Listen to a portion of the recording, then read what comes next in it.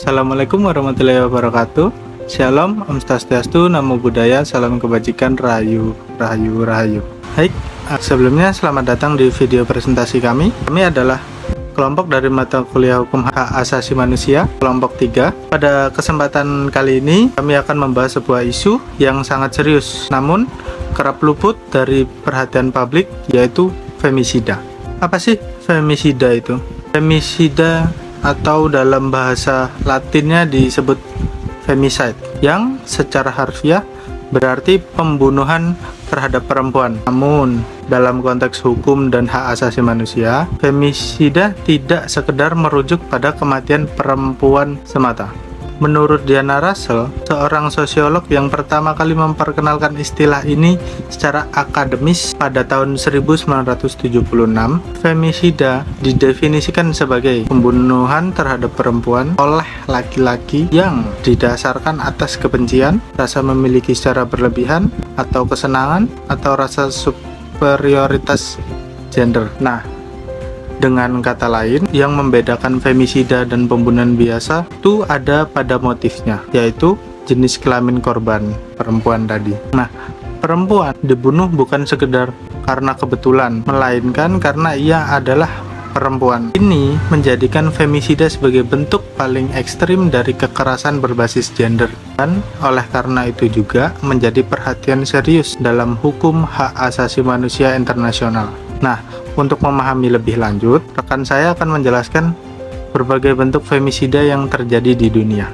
Femisida hadir dalam berbagai bentuk yang berbeda-beda, namun semuanya berakar pada diskriminasi dan ketimpangan gender. Saya, Emira Malamsyah, dengan NIM 13124053, di sini akan menjelaskan jenis-jenis femisida yang ada di dunia. Yang pertama adalah intimate partner femicide, atau femisida oleh pasangan intim. Ini adalah jenis yang paling umum terjadi. Pelakunya adalah suami, mantan suami, pacar, atau mantan pacar korban. Biasanya didahului oleh siklus kekerasan dalam rumah tangga yang berkepanjangan sebelum berujung pada pembunuhan. Yang kedua, ada honor killing, atau pembunuhan atas nama kehormatan.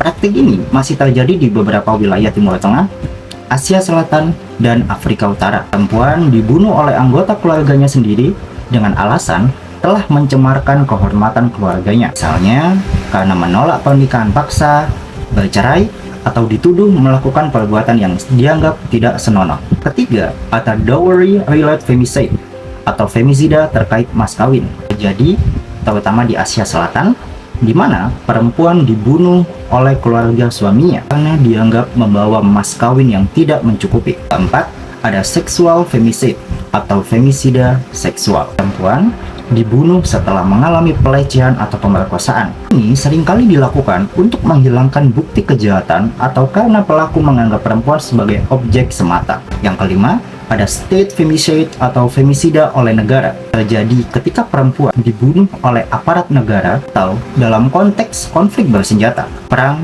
ataupun genosida, di mana perempuan secara sengaja menjadi target. Memahami jenis-jenisnya penting supaya kita bisa mengetahui bagaimana respon hukum yang tepat yang harus dirumuskan. Selanjutnya, rekan saya akan membahas data dan fakta global tentang femisida.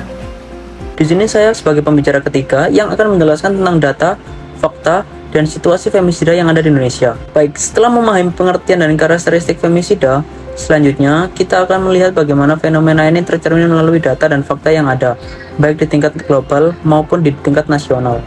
Menurut laporan United Nations Office on Drugs and Crime atau bisa disebut UNODC, setiap tahunnya sekitar 89.000 perempuan dan anak perempuan di seluruh dunia menjadi korban pembunuhan yang disengaja.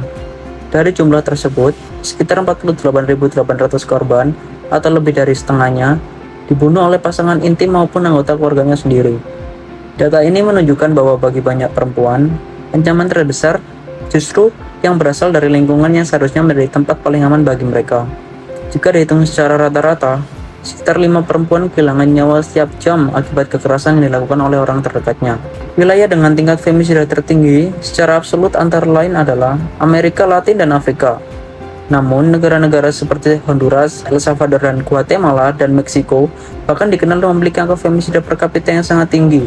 Tingginya angka tersebut menunjukkan bahwa femisida merupakan masalah global yang membutuhkan perhatian serius dari masyarakat internasional. Lalu, bagaimana dengan kondisi di Indonesia? Berdasarkan catatan tahunan Komnas Perempuan atau Catahu, kasus kekerasan terhadap perempuan masih menunjukkan tren yang mengkhawatirkan. Setiap tahunnya, tercatat puluhan ribu laporan kekerasan berbasis gender, baik yang terjadi dalam ranah personal, komunitas, maupun ranah negara. Meskipun demikian, angka tersebut diyakini belum sepenuhnya menggambarkan kondisi sebenarnya karena masih banyak kasus yang tidak dilaporkan. Salah satu tantangan utamanya di Indonesia adalah belum adanya pengakuan atau klasifikasi khusus mengenai femisida dalam sistem hukum pidana nasional. Akibatnya, pembunuhan terhadap perempuan yang dilatar belakangi oleh kebencian, diskriminasi, atau dominasi berbasis gender seringkali hanya dicatat sebagai tindak pidana pembunuhan biasa. Kondisi ini menyebabkan data femisida sulit diidentifikasi secara akurat dan menyulitkan pemerintah dalam menyusun kebijakan yang tepat sasaran. Oleh karena itu, peningkatan kualitas pendataan serta pengakuan terhadap femisida sebagai bentuk kekerasan berbasis gender menjadi langkah penting dalam memperkuat perlindungan terhadap perempuan di Indonesia. Selanjutnya, rekan saya akan menjelaskan bagaimana hukum internasional merespons kejahatan femisida dan berbagai instrumen yang digunakan untuk melindungi hak perempuan. Berdasarkan analisis yang telah disampaikan oleh rekan saya, kami mengajukan beberapa rekomendasi konkret dalam kerangka hukum HAM. Yang pertama, Indonesia perlu mengkriminalisasi femisida secara eksplisit dalam sistem hukum pidana.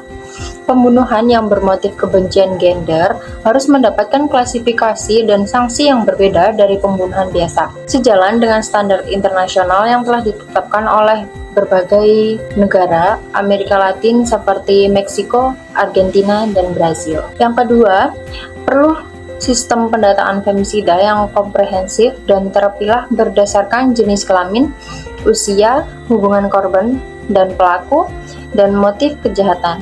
Data ini harus terintegrasi antara kepolisian, jaksa, pengadilan, dan Komnas Perempuan.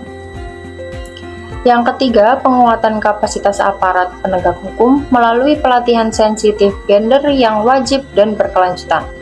Setiap personel yang menangani kasus kekerasan terhadap perempuan harus memiliki pemahaman mendalam tentang dinamika kekerasan berbasis gender. Yang keempat, negara harus memperkuat layanan perlindungan bagi perempuan yang berisiko tinggi menjadi korban femisida, termasuk rumah aman, layanan psikososial, dan pendampingan hukum yang mudah diakses. Femisida bukan sekedar tragedi individual, ini adalah kegagalan sistematik yang mencerminkan bagaimana masyarakat dan negara masih gagal melindungi hak dasar perempuan untuk hidup. Hak untuk hidup adalah hak asasi yang paling fundamental, dan tidak ada satupun perempuan yang seharusnya kehilangan nyawanya hanya karena ia adalah perempuan. Kami berharap presentasi ini dapat membuka kesadaran bahwa femisida adalah isu hukum yang mendesak dan memerlukan respon hukum yang serius, terstruktur, dan berkeadilan gender. Demikian presentasi dari kelompok kami. Wassalamualaikum warahmatullahi wabarakatuh.